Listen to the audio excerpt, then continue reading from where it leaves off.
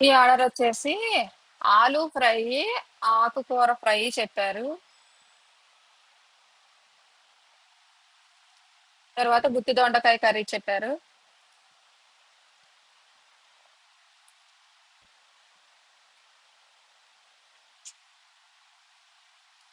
Oil పోసి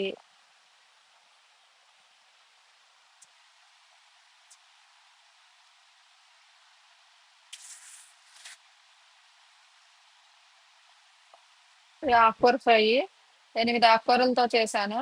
కానీ ములకాకు దొరకలేదు. 7 అయినాయి. ఆకుకూర ఎప్పుడు వాటర్ రాకుండా నెమ్మదిగా మగ్గుకుంటా వండాలి. మధ్యలో ఆపేయాలి. స్టవ్ ఆపేసి మళ్ళీ చల్లారినాక మళ్ళీ వేయించాలి. చాలా లేట్ అవుతది. అప్పుడు టేస్ట్‌గా ఉంటది. బాగా టేస్ట్‌గా ఉంటది. స్పీడ్‌గా వండేస్తే ఆ టేస్ట్ రాదు. కానీ చాలా జాగ్రత్తగా వండితే మాత్రం చాలా టేస్ట్ ఉంటది. ఆకుకూరలో ఇంత రుచుందా అనుకుంటారు. కానీ మెంతికూర చేదొచ్చిద్ది. లైట్‌గా చేదుంటది. అయినా మెంతికూర తినాలని ఏస్తామనమాట. పక్కన ఆలు ఫ్రై, గుత్తి దొండకాయ కర్రీ, ఆలు ఫ్రై, ఆకుకూరల ఫ్రై ఆర్డర్ ఉంది ఆ రోజు.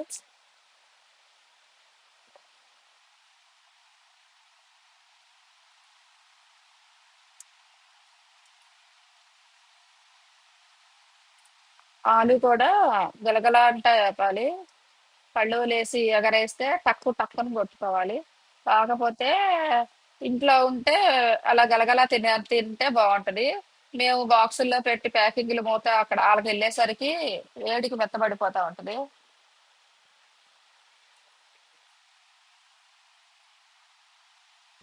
ఇందులో బచ్చల కూర, పాలకూర, చుక్కకూర, గంగవాయల కూర, తోటకూర, పన్నగంటి కూర, మెంతి కూర, ములకాకు కూడా వేయాలి. కానీ ఏడవచ్చు ములకాకు దొరకలేదు ఆ రోజు. ములకాకు చాలా టేస్ట్ ఉంటది.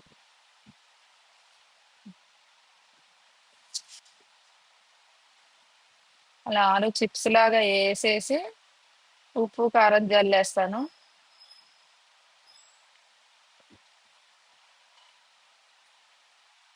లేదు అంటే మళ్ళీ నూనె పోసుకుని ఉల్లిపాయ వేయించుకుని అల్లం వెల్లుల్లిపాయ పేస్ట్ వేసి ఇవి వేసి తిప్పుకుని ఉప్పు కారం గరం మసాలా అలా కూడా వండుకోవచ్చు. అయితే కొంచెం మెత్తబడుతుంది. మెత్తబడకూడదు అంటే ఇలా క్రిస్పీగా తీసి ఉప్పు కారం చల్లుకోవాలి. అది కూడా ఈ కర్రీకి ఈ కర్రీకి మామూలు దుంప పనికిరాదు. వాటర్ ఉంటది మామూలు దుంపలో. సో ఈ చిప్స్ కేపే దుంప కొనాలి.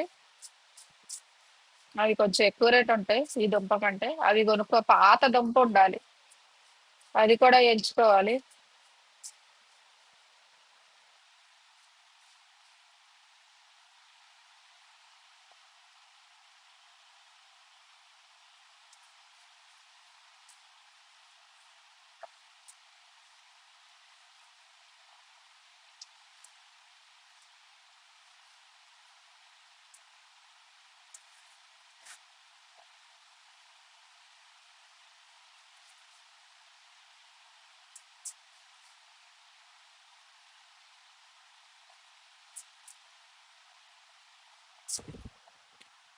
దీన్ని పట్టుకునే తాడు ఉన్నది కొనుక్కుంటే బాగుండేది. తిరిగిపోతా ఉంటుంది. తిప్పేవి అన్ని కేర్ తీసుకుని చూసుకోవాలి. తిప్పే గరిటెలు కూడా మంచివి తీసుకోవాలి.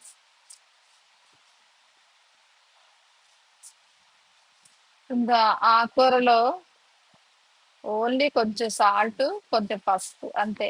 కారం కూడా వేయను.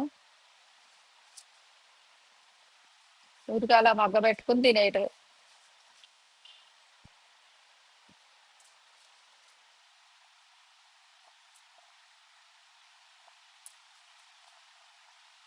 పన్నగంట కూర 1 మంత్ డైలీ తింటే అసలు కళ్ళజోడు అవసరం ఉండదంట. చూపు బాగా కనిపిస్తుందంట.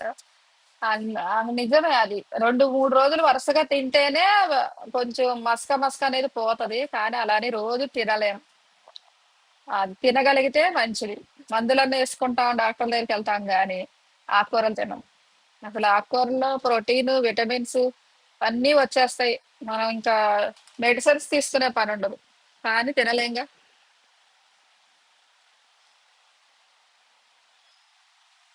నేనైతే ఎక్కువగా వండుకుంటాను పన్నగంటి కూర, ములకాకు.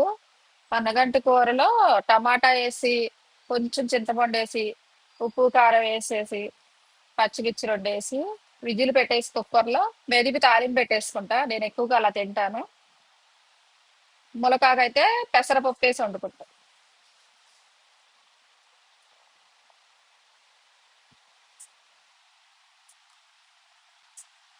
పన్నగంటి కూర స్టోరీ చెప్పేదా? అందరికీ తెలిసే ఉంటది.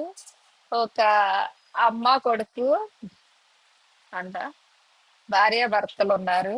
వాళ్ళకి ఒక అమ్మ ఉంది. తనకి చూపు కనపడదు. అయితే కొడుకు జాబుకి వెళ్ళిపోతా, మా అమ్మని బాగా చూసుకో, కళ్ళు కనపడవు అని చెప్పి వెళ్ళాడంట. తనకి ఇష్టం లేదంట కళ్ళు మసకగా కనిపించే ఆవిడని చూస్తాం. అయితే శ్రద్ధగా చూసుకో అంటే, ఈమెనేంటి చూసుకునేదని చెప్పి దొడ్లో పన్నగంటి కూర ఉంటే అదే వండి పెట్టేదంట రోజు. అంటే ఆమెకి గిట్టక వండి పెట్టేది. ఏ కూరలు పెట్టడం ఆమెకి ఇష్టం లేక ఒకే కూర పెట్టేది. అలా నెల రోజులు అదే వండిందంట. తర్వాత కొడుకు వచ్చాడంట. కొడుకొచ్చి గుర్తుపట్టిందంట కొడుకుని చూసి. ఆ గుర్తుపెట్టేసరికి ఎలా కళ్ళు కనపడి అంటే ఈ ఆకు వండాను అందంట. అప్పుడు ఆ స్టోరీ వల్ల పండగంటి కూర గురించి మనకు తెలిసిందనమాట, అది కళ్ళకు మంచిది అని. కానీ దానికి అసలు వాల్యూ ఉందా? దాని వల్ల అందరికి మంచి జరుగుతుంది, కానీ పండగంటి కూరకు మాత్రం వాల్యూ లేదు. అసలు ఎవరో తినరు. అది ఎక్కడ పడితే అక్కడ పొలాల్లో పెరుగుతుంది. పొలాల్లో అంతా పెరుగుతుంది, కానీ ఎవరు తీసుకుని కోసుకోరు. నేను ఊర్లో వెళ్తే తెంపుకుని తెచ్చుకుంటే అందరు నవ్వుతారు. ఇదేంటి ఇది ఎత్తుకెళ్తున్నావు, చిచ్చి అంటారు. ఊళ్ళో అయితే అస్సలు తినరు పండగంటి కూర. ఒక తోటకూర, పాలకూర తప్ప ఇంకా ఏ ఆకుకూర తినరు. ఎక్కువగా దొరకరు కూడా. ఇక్కడ దొరికినన్ని ఆకుకూరలు ఊళ్ళల్లో దొరకవు. అలా నవ్వారు చాలా. నేనైతే ఒక బస్తాడు తెంపుకున్నా, పొలంలోంచి బస్తాడు తెంపుకుని తెచ్చుకున్నా. అందరికి పంచిపెట్టా ఇక్కడ. ఎవరు తీసుకో, అక్కడైతే ఊళ్ళో అసలు ఎవరో మేము వండుకోమని నవ్వుతారు. నేను ములకాకు తెంపుకొచ్చుకుంటా, పండగంటి కూర తెంపుకొచ్చుకుంటా, నవరే ఏమన్నా చేయను. ములకాకు కూడా నేను ఎండబెట్టేసుకుని పౌడర్ చేసుకుని పెట్టుకుంటా. సూపుల్లో వేసుకోవచ్చు. దోశలు వేసుకున్నప్పుడు కొంచెం పైన జల్లుకోవచ్చు. ములకాకు కారం పొడి చేసుకోవచ్చు. తర్వాత ములకాకు లైట్ గా ఎండబెట్టేసి పెసరపప్పు వేసుకుని వండుకోవచ్చు. పెసరపప్పు వేసుకుంటే బాగుంటది. అయితే కొంచెం పసర పసరగా ఉంటది కానీ మనకు మంచిది కదా. టాబ్లెట్ వేసుకుంటా, చేదు టాబ్లెట్, దానికంటే ఇది బెస్ట్ కదా. నిజంగా 4 రోజులు తింటే కళ్ళు మంచిగా కనిపిస్తాయి. కానీ తినలే. ఏదో హడావిడి, ఒత్తిడి, అవి ఒలుసుకోవాలని అదొక టైం వేస్ట్ అని అలా అయిపోతుంది. కానీ మాకు మాత్రం మా ఇంట్లో నిత్య జీవితంలో ఉండాల్సిందే. మా పిల్లలు బయటకు వెళ్తే తప్ప ఇంట్లో ఉంటే మాత్రం నేను వండి పెడతానే ఉంటా ఏదో రకంగా. పచ్చడి రూపంలో అయినా సరే. పచ్చడి అయితే ఇంకా బెస్ట్, అదిరిపోద్ది. టమాటాలు వేసి పచ్చడి చేసుకుంటే దోశల్లోకి చాలా బాగుంటది. ఇక దోశల్లోకి నేను ఎక్కువ ఆకుకూర పచ్చళ్ళే. సొరకాయ పచ్చడి, బీరకాయ పచ్చడి, చుక్కకూర పచ్చడి, పాలకూర పచ్చడి, పన్నగంటి కూర పచ్చడి, ఇవే వాడతా డైలీ జీవన విధానంలో. ఇంక వాళ్ళు తింటామంటే తినరు, ఏదో ఒక రూపాన్ని మనం పెట్టేయాలి. కానీ ఇలా వారానికి ఒకసారి, 2 సార్లు కాకుండా ఏ కూర ఉన్నా డైలీ ఇంత ఆకుకూర, ఒక ఒక రకం ఆకుకూర కంపల్సరీ వండుకుని పిల్లలకు పెట్టాలి, తినాలి. మీరు వారం 10 రోజులు తిన్నారంటే ఆకుకూర స్కిన్ లేతగా వచ్చేస్తుంది. ఇక పైనుంచి బ్యూటీలు అన్ని రాసే కంటే లోపల నుంచి తినేయే చర్మానికి మెరుగు వస్తుంది.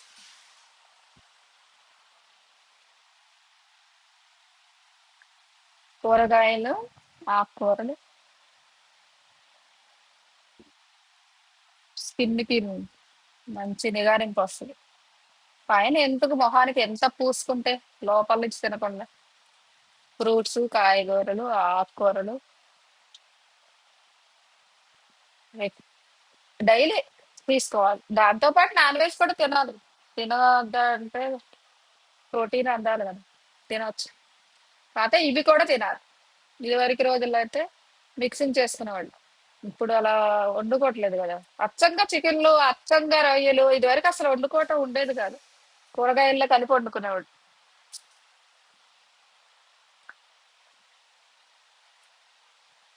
ఇది కొంచెం స్లోలో ఒక అరగంట సేపు మగ్గాలి.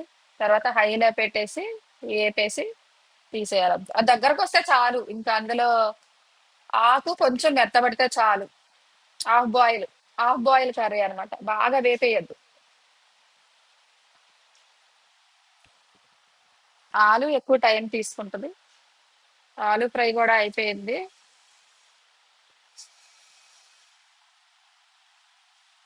కారం వేయకుండానే ఆలు రెడ్ కలర్ వచ్చేసింది. దాంట్లో ఇంకొంచెం కారం, ఉప్పు జల్లుకుని ఈ ఆకుకూరలో నంచుకుని తింటే బాగుంటుంది. లేదు అనుకుంటే ఆమ్లెట్ వేసుకోవచ్చు.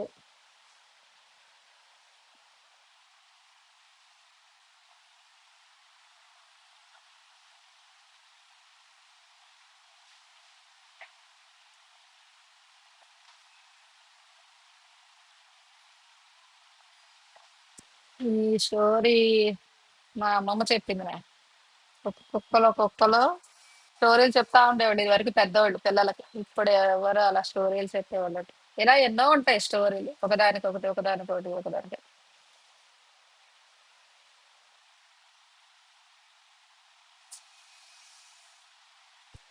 మా అమ్మమ్మ చనిపోయే వరకు పొయ్యి మీదే. వాళ్ళకి స్టవ్వులు లేవు. కిరసనాయిల స్టవ్వులు లేవు, గ్యాస్ స్టవ్వులు లేవు. ఓన్లీ పొయ్యి మీదే వంట.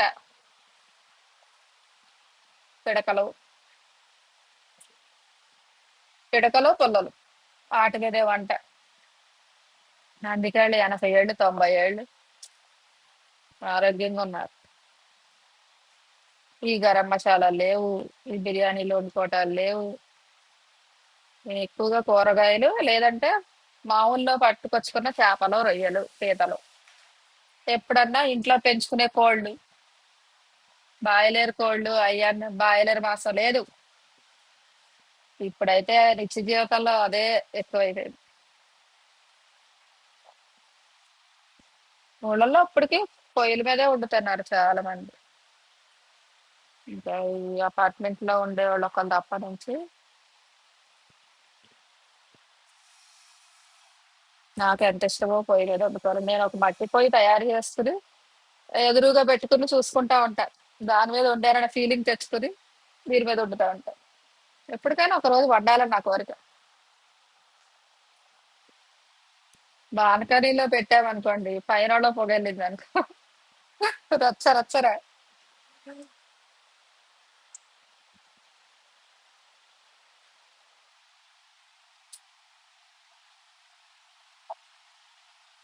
ఎప్పటికైనా నేను బయట తీసుకుని నేను మొత్తం పొయ్యిలు పెట్టేసి ఇంకా ఈ స్టవ్‌ల మీద వంట కాకుండా పొయ్యిల మీద వంటే చేసి చేద్దాం అనుకుంటున్నా.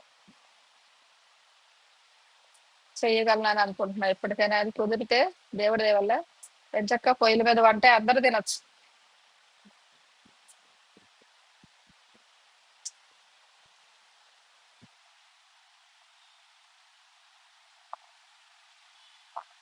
కొంచెం బాల్కనీలో మొక్కలు పెంచుకునే వీలుగా కాస్త ఉంటే గనక రోజువారీ ఆకుకూరలు పెంచుకుంటే ఆవాల కూరని, మెంతి కూరని, అవిసె గింజల కూరని, శనగల కూర ఇలా ఆహ్, మనకి చిన్న చిన్న సబ్జా విత్తనాలు వేసినా మొక్కలొస్తాయి. అన్ని రకాలొస్తాయి. గుమ్మడి గింజలేసినా వస్తాయి. ఆనప గింజలేసినా వస్తాయి. అన్ని చిన్న చిన్నగా ఉన్నప్పుడు పప్పులేసుకుంటే ఉంటది. భలే ఉంటది. నేను అలాగే వండుకొని తినేదాన్ని ఇదివరకి. ఇప్పుడు అసలు కుదరట్లేదు గానీ, మొత్తం బాల్కనీ మొత్తం పైన కుండీల్లాగా ఇట్లా ఏలాడగట్టి అన్నిట్లో ఆకుకూరలేసేదాన్ని. ఆ వీడియో కూడా పెట్టాను నేనొకసారి. అన్నిటికంటే రుచికరమైంది అవిసె గింజల కూర, ఆవాల కూర. భలే ఉంటాయి అవి. కొంచెం వాన పడినాక పెంచుతా.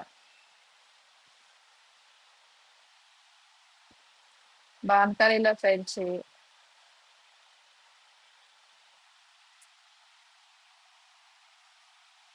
మా గిరాకీ పిల్లలకి ఆ పప్పు అవే వాడతా, పప్పులో వేస్తా.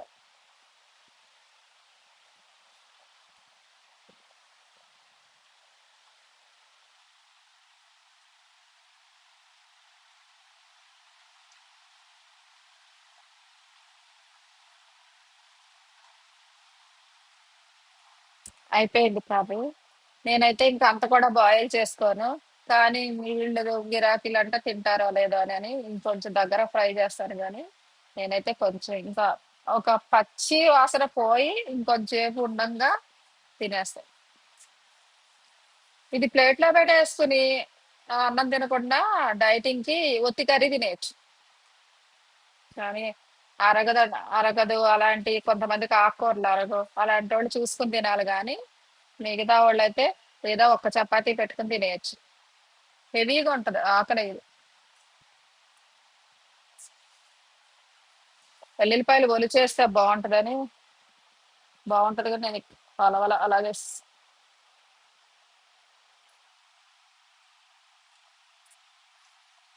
అయిపోయింది. కర్రీ రెడీ అయిపోయింది.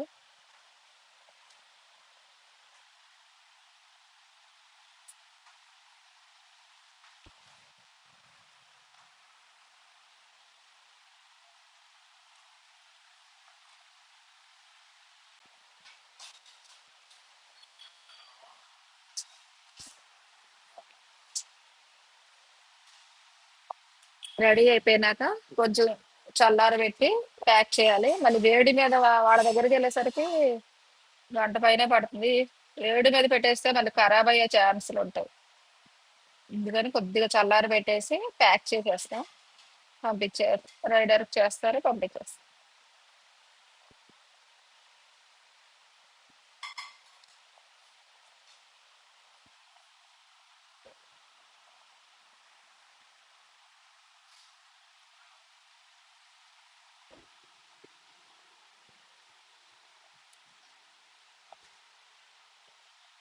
ఇందులో వేసుకుంటే కాస్త పెసరపప్పు వేసుకోవచ్చు. కందిపప్పు నానబెట్టి వేసుకోవచ్చు.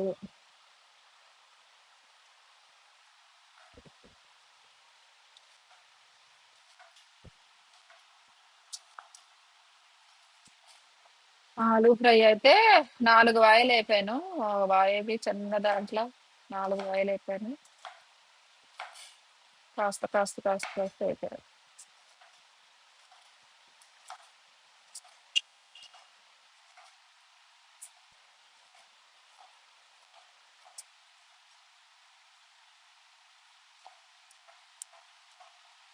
ఎనిమిది రకాల ఆకుకూరల ఫ్రై రెడీ.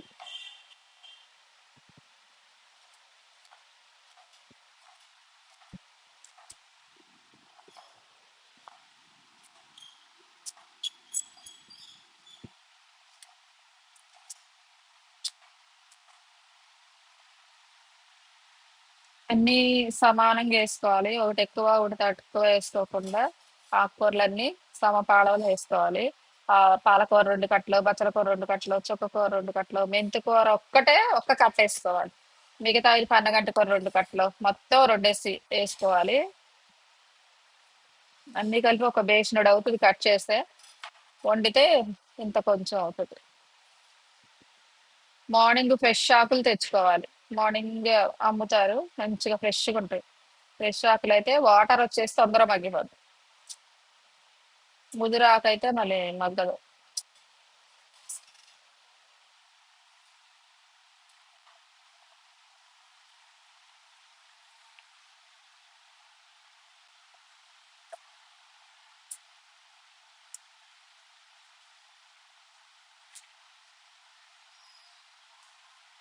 ఆలుగడ్డలో ఆయిల్ ఏమి లేకుండా ఉత్తిగే కళాయిలు వేసి ఉప్పు కారం వేసి కలిపేసాను. గరం మసాలా కూడా వేసుకోవచ్చు.